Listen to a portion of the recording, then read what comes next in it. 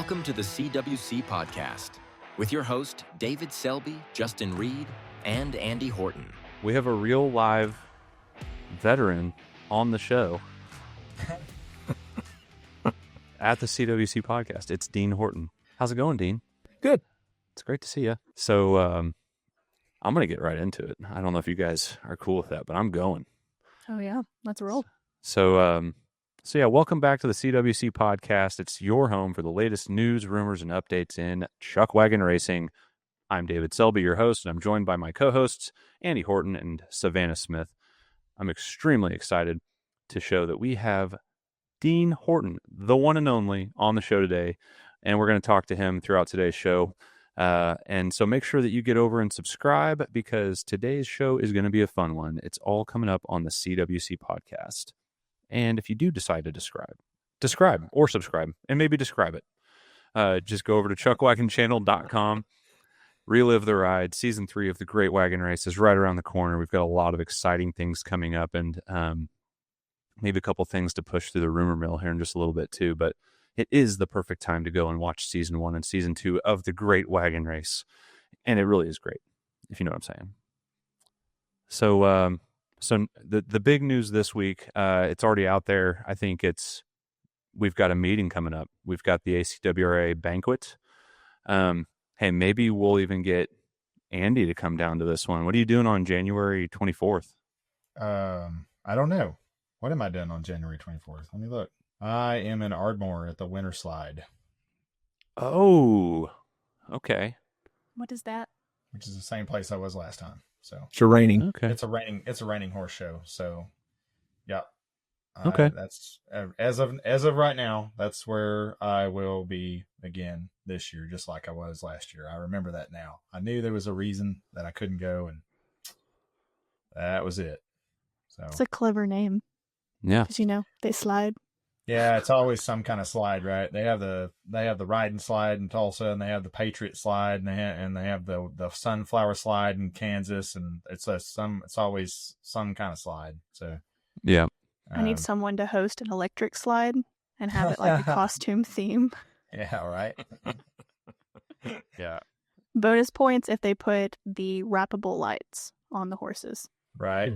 I want to be like your shadow at one of these reining horse shows, or like a cutting competition one of these days, because I haven't been to any of those, and I know that I'd be fascinated by the different disciplines, but I think I'd be fascinated by just the work that you do, because you're always sending us like pictures and little video clips and things that you're doing at these shows. I think it would be really cool to go to one.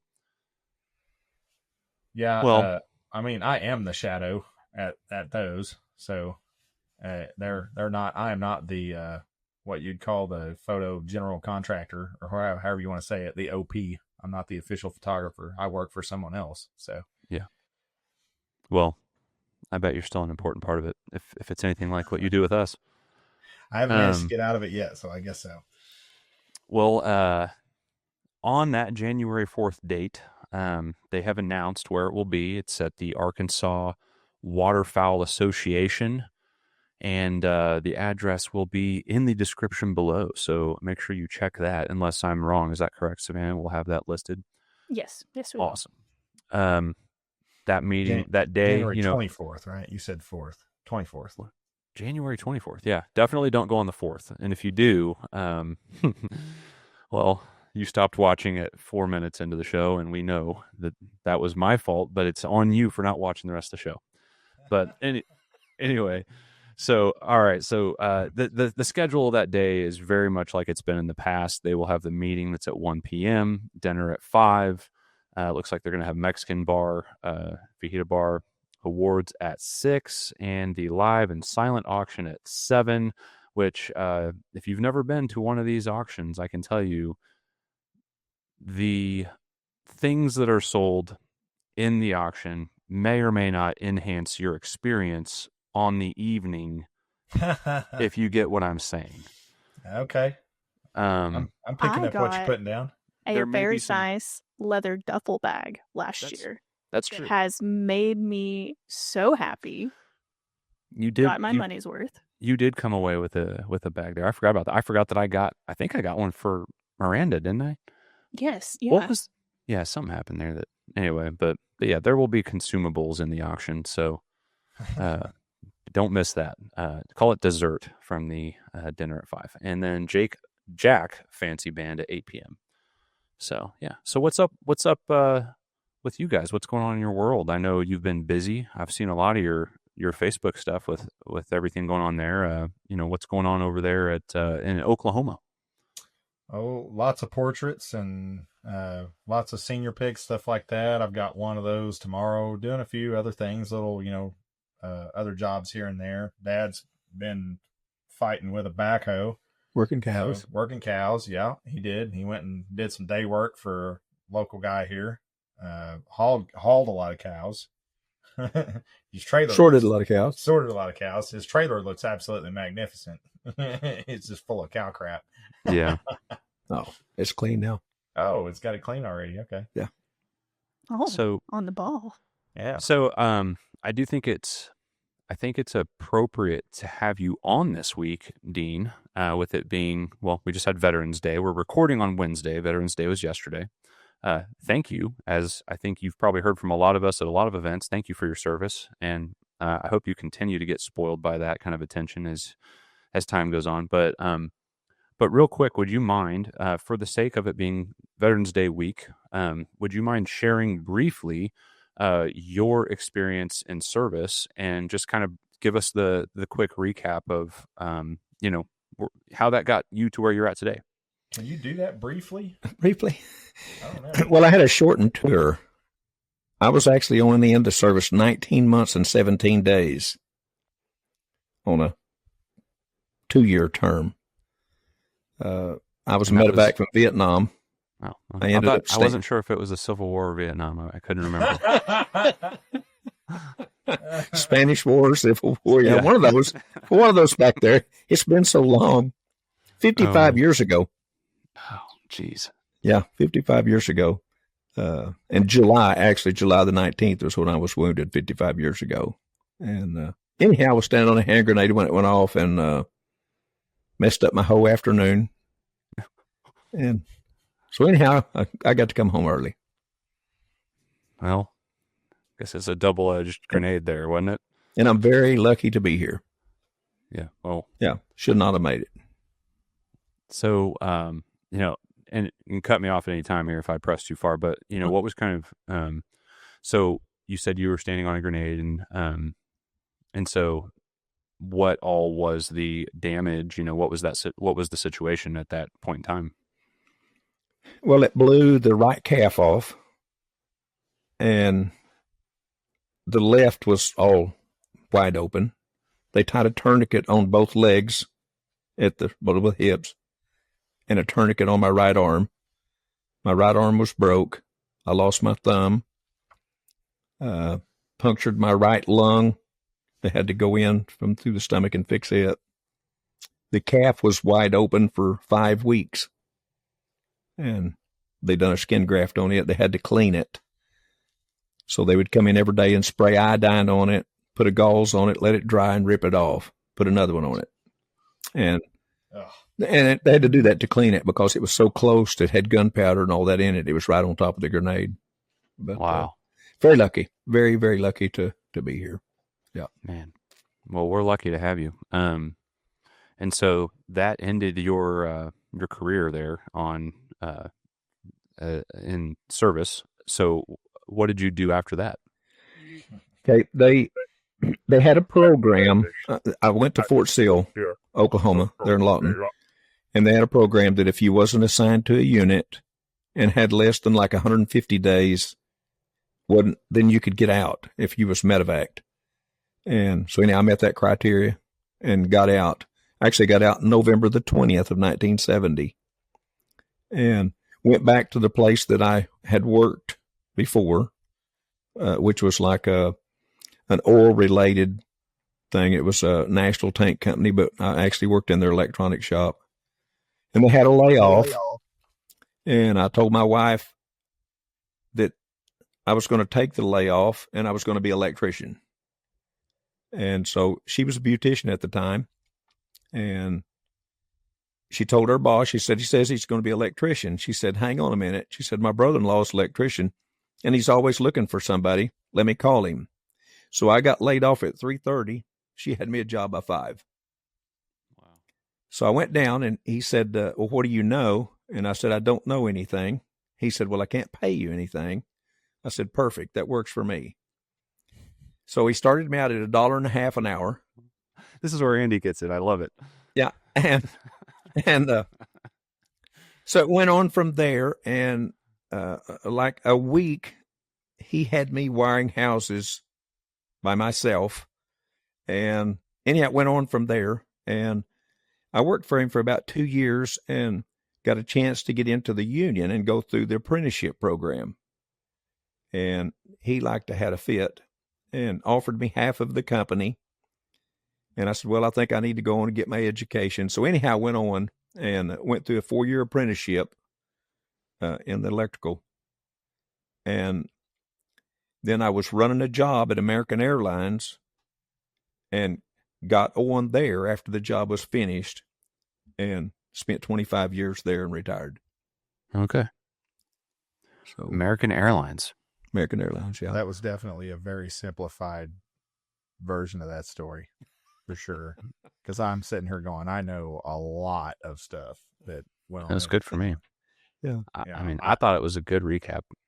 I want to hear the part about you having casts on your arms and stuff when you got home, and you and your brother taking 10 snips. Well, when I couldn't walk, they put me on crutches, and we had a major there that was over the rehab, and he said, I thought Okies was pretty coordinated, but he said, you're like an elephant on wheels. He said, we got to get you off of those crutches. So they put me on a cane. Well, I could walk about probably less than 10 feet, and it would get so painful that I couldn't stand it anymore. But they let me go home finally on September the 1st. I made it to Fort Sill August the 3rd. And they've done the skin graft and everything, and let me go home September the 1st for 30 days convalescent leave. But I could ride a bicycle, but I couldn't walk. So my brother and I went and bought a Yamaha 250 dirt bike. And I weighed 165 pounds when I got hit, and I got down to 135 pounds. Okay, but we took 10 snips and cut the cast off so I could work the throttle. And then I started climbing hills, and it was stupid, but I fought it. 4 months, I gained 40 pounds and gained my strength. Yeah, I gained my strength back. And anyhow, so I'm still here. So yeah, you are. And and like even that, like the last, well, I mean, gosh, when we were down at when you came out to party in the pasture, even now, you're out there driving posts into the ground, doing stuff that people younger than you can't do for sure. And so you're still very active, and I would say even too active at times. It seems like you've been too active for a long time, and it's working. So I'm not going to tell you to stop, but I know, like, even, gosh, a year or two ago, when was it that you were there at Baker Spain, wasn't it, that you had your spill that you 2 years ago. It was 2 years ago. 2 years ago, June. Was that the last time you really competed, or have you still done some are you still doing some barrel racing and stuff? Well, I barrel raced. In fact, at Baker Spain this year, I run the barrels. I had put shoes on my mare that morning, and I had ridden her right after that. That was on Tuesday, the day of the barrel race, and I knew I got her on a rock. But when I went ahead and run the barrels, didn't know it at the time. I ran the barrels, and when I came out of the barrels, she was lame. She couldn't even walk. Oh. But I didn't know if I quicked her or if it was the rock. It ended up being the rock because I seen the bruise.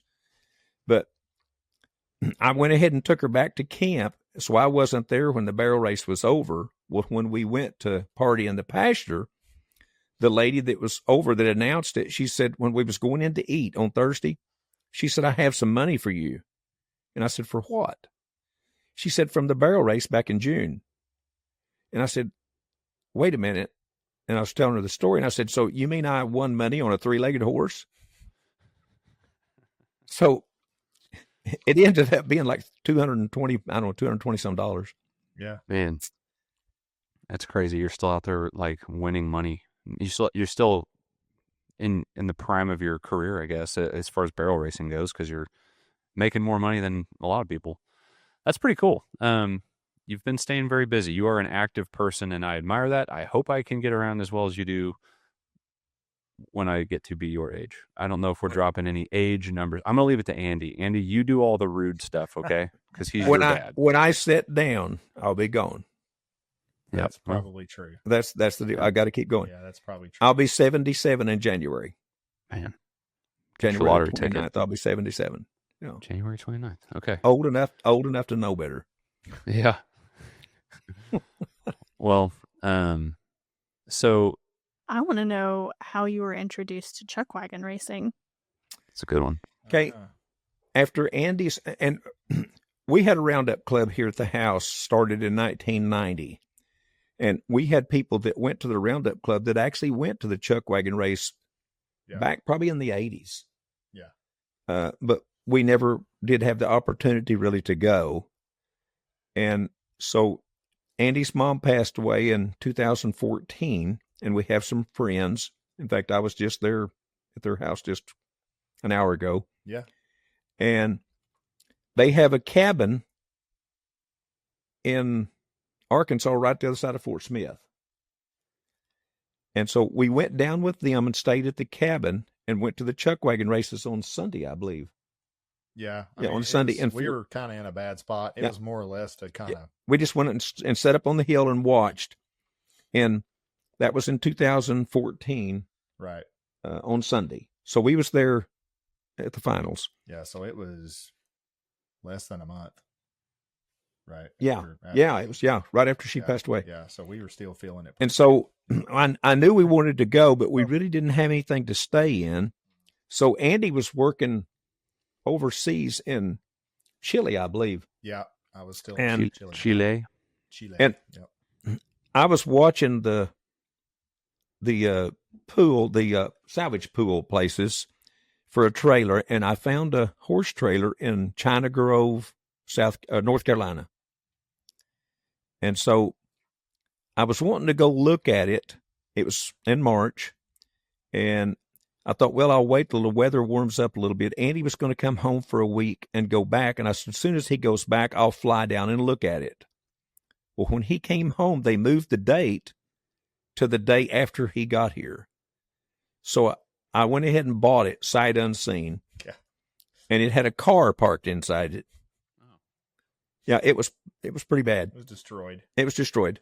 So me and a friend, as soon as Andy went back, a friend of mine and myself drove to North Carolina and picked it up. It had a 20-foot gaping hole in the driver's side. And so I brought it back, put it in my shop, and then 16 months later, I had finished it, which was in July of 16. Right. And so that was our first year. That was when we met you, David. Oh, okay. It was 16. Yeah. That was 16. We was on the ride to town, up going, behind vendors. You had taken the wagon that year. Yes, and we took the wagon. We had the mare that I'm riding now was tied on the side. Mm-hmm. And you walked over to us and was talking to Andy about, say, if you get some video stuff that that we can use, we'll make mention of you. Yeah. And he said, well, I have this drone too. So we went on into town, and Dan was standing right across the rope. Yeah. And I told Andy, I said, Andy, there's Dan. I said, go over and ask him about the drone. So he went over and asked him, and he said, yeah, give David your phone number so that if I have to shut you down, I don't have to have all these phone numbers. So yeah, it went from there. So, Man. And this I is told where you Andy, this is where you put in the meme that says, did we just become best friends? Yeah. And then I told Andy when we was there then, I said, I'm running the Snowy River race next year. And he said, you're crazy. I knew that. And when we left there, I had shingles. Yeah. I was developing shingles and got them really, really bad. And so I didn't get to ride till it was almost December before I got to ride, and I rode every day. Yeah. And then he went to Tuscumbia, Alabama, to the Chuckwagon races to film it in May, and he dropped me off at the hospital with tick fever. I was like, here you go, see you. Yeah, and No, so that's nice. I thought it was nice of you, Andy. Yeah, so it went on from there. And so then I went on and then run the Snowy River race, and that was when Linda and I tied it in 17. That's crazy. It didn't, I mean, it was a while ago, I guess. 17, yeah. What made you want to do the Snowy River race? I do stupid stuff all the time. Opposite of relaxing. Yeah, I mean, that's just what I like to do. I like to do stuff like that. I've ran Papa Dean's an adrenaline junkie. Well, I've ran the he is. Ridge Runner race at Malvern, and I've ran the Snowy River race I shouldn't say this, at Rock Bottom. That was before David asked you to come to Malvern. You're right. It was the year before. Yeah, the year before. Yeah. We went to Rock Bottom, and Andy was taking his trailer up there to do photos, and he was on the speakerphone. And I asked Ricky Crabtree, I said, are you going to let the Snowy River racers run mounted? Or are they going to have to mount? And he said, well, I'm thinking about it. Well, that was in May, and in March, I had 6 inches of my colon removed. He's barely got the stitches out. And I'm over so he said, no, you're not running that race. So when we got up there, he was over there taking pictures, and I slipped over and got in it. And he realized it when I passed him, and I was in his viewfinder at the river. Oh my gosh. I was out of earshot in the river and I couldn't hear it. And Ricky was up there screaming over the PA, come get your dad. And Dad was chasing him around in a circle, trying to take the mic away from him. That's awesome. And then so they shot the gun and off he went. Yeah, they fired the gun and he ran. So, yeah. But it was fun. You kind of make me think of the song Live Like You Were Dying. You know, like it's except all of yours like fits into a little bit different niche, but like you just do all these things that you're getting a lot of experience. I mean, if you were to write a book about your life, I would read it. I'll just put it that way. Well, I don't know if I've told you this story, but I was born in the back seat of a car with a foot of snow on the ground, 2 below zero, no heater in the car on Highway 99, and it went downhill from there. Well, really. Doesn't that still hold the record low for that day? Yes, holds the record low. Yeah. Oh, wow. When I was 3 years old, my mom was learning to drive, and there was 4 of us kids out of 6, 2 later. And I was the youngest at the time, and I was 3, and we was in an old 37 Pontiac that had suicide doors on the back. And I got a hold of the wrong handle, and it jerked me out on the side of the road, going down the road at highway speed, on the highway. Oh my gosh. And she didn't even know it. She was a mile down the road. My sister said, they called me Deanie at the time, and she said, Mama, Deanie fell out. And she's like, yeah, Deanie fell out. And Mama, Deanie fell out. Yeah, okay. Mama, Deanie fell out. Wow, So she turns around and comes back up there, and I'm out there doing flip-flops under a pecan tree. And then it goes on from there. Yeah. Oh, yeah, I was fine. So I guess you lived. Yeah.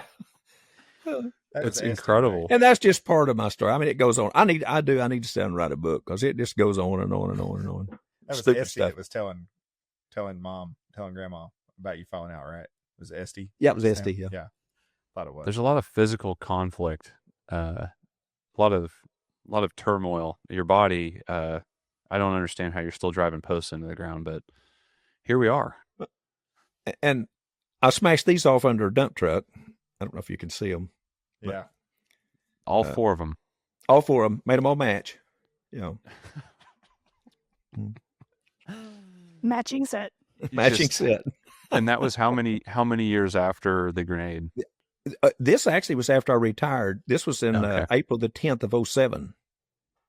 Yeah, the hand grenade was July the 19th of 70, and this was April the 10th of 07. So you had a good run. It was on my birthday. Oh, was it? I feel special. What's your birthday? April 10th. Oh, April 10th, yeah. Man, yeah. Well, hey, you're still using that hand better than a lot of people use all their hands with all their fingers. So, you can pat yourself on the back for that.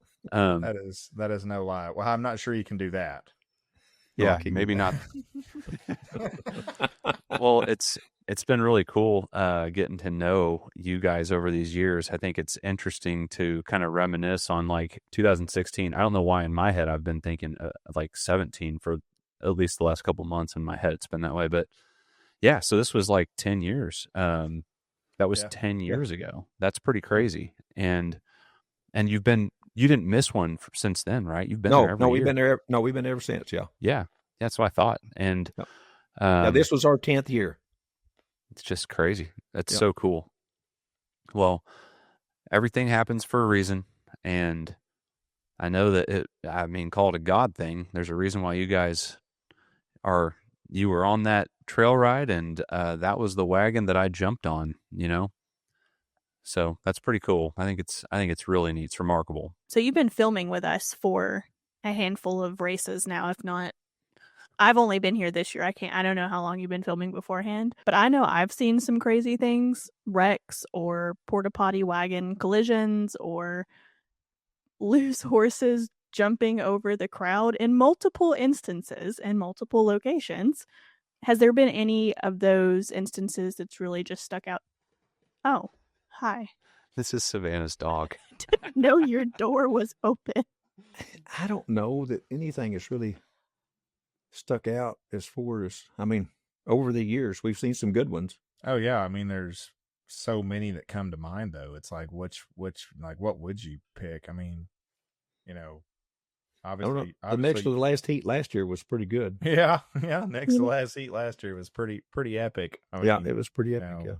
Gary Campbell's last run, his wreck was a that was a good crazy one. At Clinton. Clinton. Yeah, couple years ago. Mm-hmm. Yeah. Yeah, and this year, when David had his wreck, John. Oh, John. When he had his wreck. Yeah, at Clinton.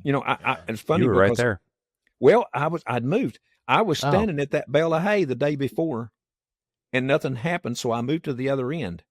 And then that two wagons turned over. Yeah. His and then another one turned over right there at that bale of hay if I'd have been standing there. Yep. It's kind of like a slot machine. If there's nothing happening, exactly. You just got to stay there because it means it's due for something to happen, That's one way to look at it, for sure. But to your question, like I've told Andy, when we go and Andy's helping David, I'm going to be watching anyway, so I must be running the camera. Right. If anything comes out of it, okay. You know what I'm saying? I'm there anyway, so I might as well be filming. So they say you can't teach an old dog new tricks, but you have proven that wrong, and your footage has gotten better over time, and we're using it. I'm using learning it. Yeah. Well, you're doing great. Yeah, I'm learning. We appreciate everything that you guys do, both of you do, but it's incredible how helpful you guys are on so many levels, because it's one thing to like, hey, here all of a sudden we've got Andy shooting video. He's just doing it because he likes it, because he enjoys it and he wants to help. But, then that relationship grows. And over the years, I get to see you guys have like incredibly giving hearts. We showed up to the Chase Outlaw race and you guys are like, where's your plug for your camper? Give it to us here and we'll run it over to our generator. It's just right. like, man, that's way better than running it on our little tiny generator that we got to fill up, because it holds 1.8 gallons of gasoline. We got to fill it up, all the time. And oh yeah, so we've been there. It's stuff like that. I want to say people camp around you guys because they like you, but I think it's because they also know that you are very, very giving people, and you're great people to camp near. Because if we forget anything, which I also I had to borrow your hose too, and I was beyond my 50-foot length or whatever on my hose, and you guys are just so helpful. You're just like, you have the most giving hearts, and we just appreciate you. And but we wanted to ask you, so of all the races that you've been to, and you've been to quite a few races now, what would you say one of your favorites is, or your favorite, and why? Oh, ISCO makes people mad. The races, well, I don't know. I think I like Clinton probably the best. Well, yeah. I mean, Clinton is like, that is the Mac Daddy of all Chuckwagon races. I mean, it's the atmosphere with that many people involved. But I mean, I don't know that I've got I mean, they're all a little different. Yeah. And there's things that I like about this one and things I like about that one. Yeah. It's like, well, Malvern, you know, I really like Malvern. They treat us like kings. Baker Spain, same way.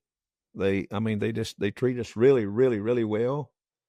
So I mean, they all kind of have their own character. Yeah, their own character and everything. They're known for a specific thing, you know. I agree. Most of them are.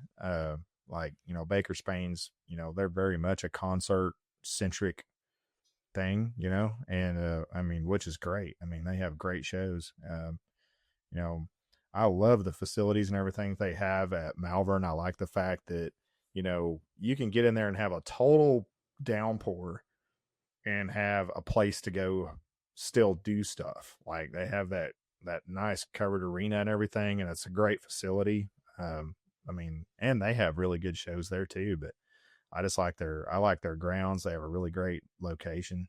You know, I mean, the main ones that I've been involved with have been them, Baker Spain, and Clinton. And, so, I mean, that's pretty much all I can really. Yeah, that's with me. Yeah. Yeah. I mean, I know it's a loaded question. It's almost like one of those that we could probably riff on for a while, because like you said, there's, you know, it's one thing to mention the biggest and the, you know, the one that kind of established it, established what we know to be Chuckwagon racing and Arkansas racing. But then also to kind of, look at what all these different tracks have to offer. It's almost, I mean, it's preferential, it's subjective, it's almost philosophical in a way, because there's something for everybody at all these different races, and some of them are just in different places on their journey. You know, some of these are up and coming, and so so I mean, you've been to quite a few races now.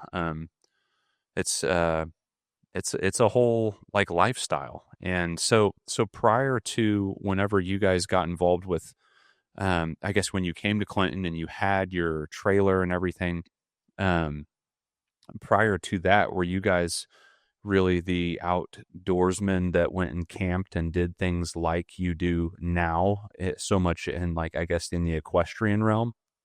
Yeah. Well, we elk hunted Colorado for about 15 different years. Right. I've always wanted to do that, or just go and see it. Well, we always took our own horses and packed and everything, and we've stayed in everything. Oh, yeah. From dome tents to teepees to you name it. Yeah, we've stayed in canvas. We've almost got snowed in up there. Over 11,000 feet. Almost got blizzarded in one year.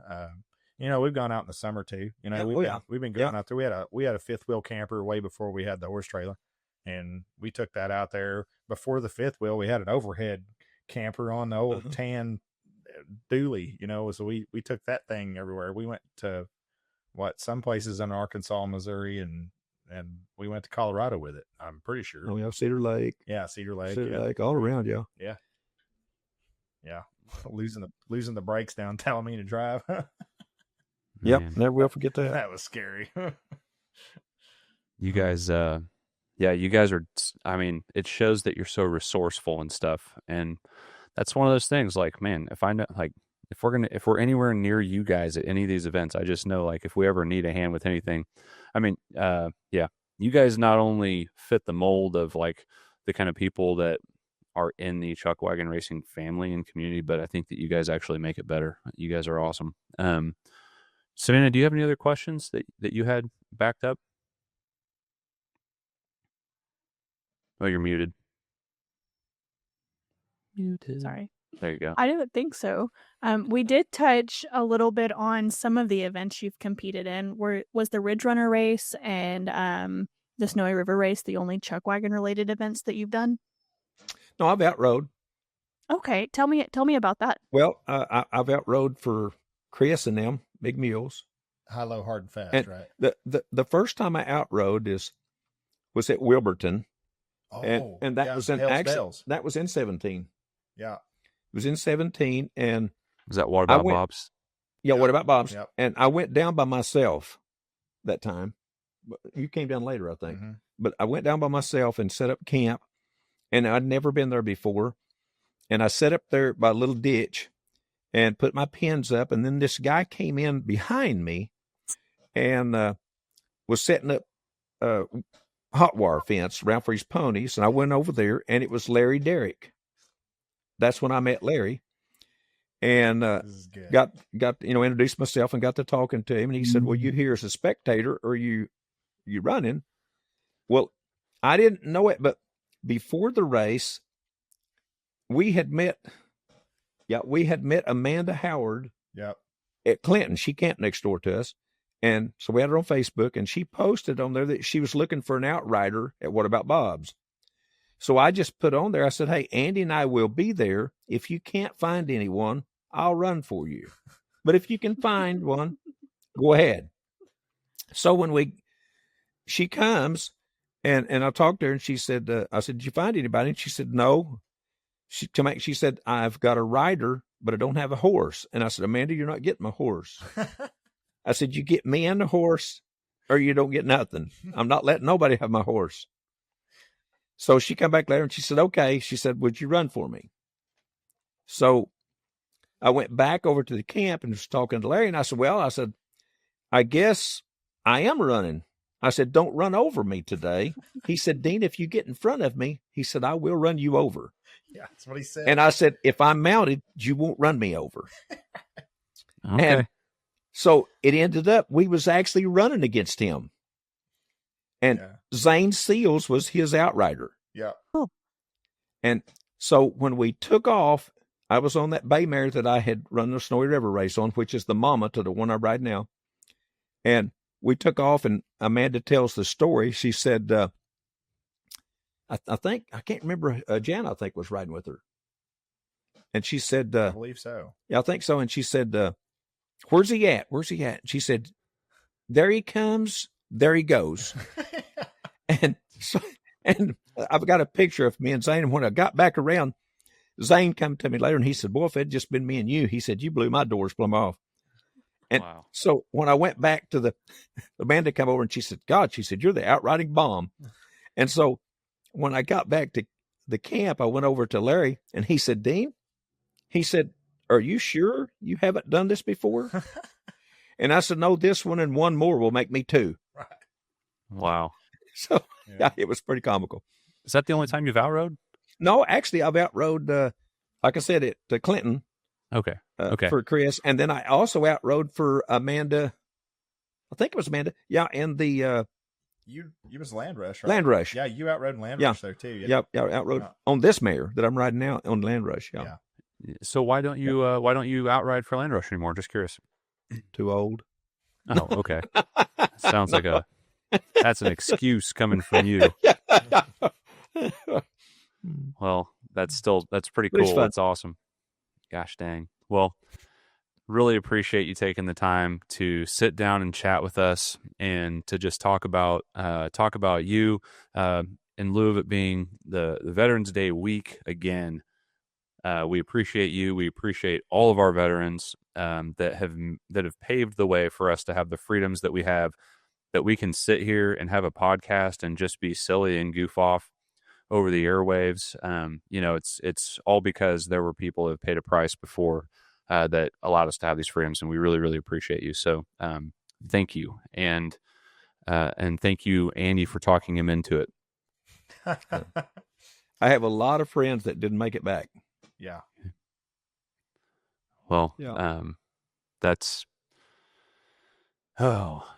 I have a feeling that we could have a really, really long conversation. And,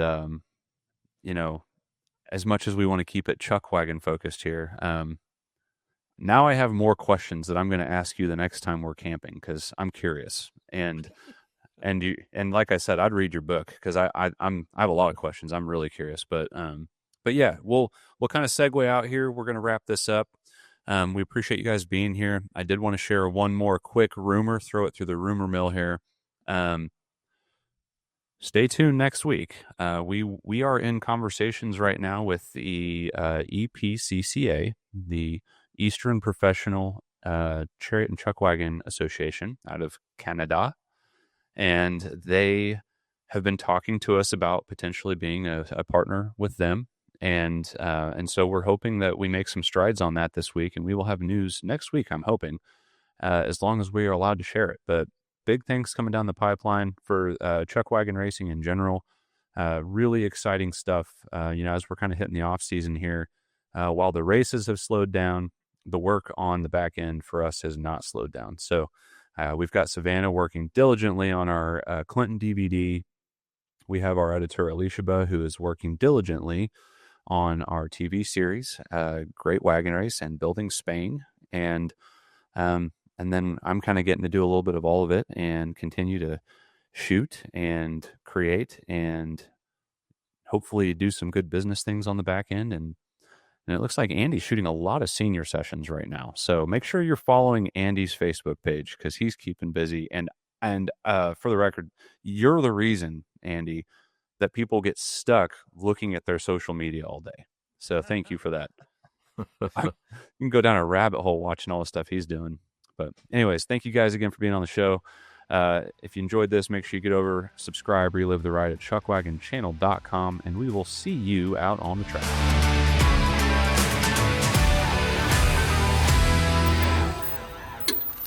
Thanks for listening to the CWC Podcast.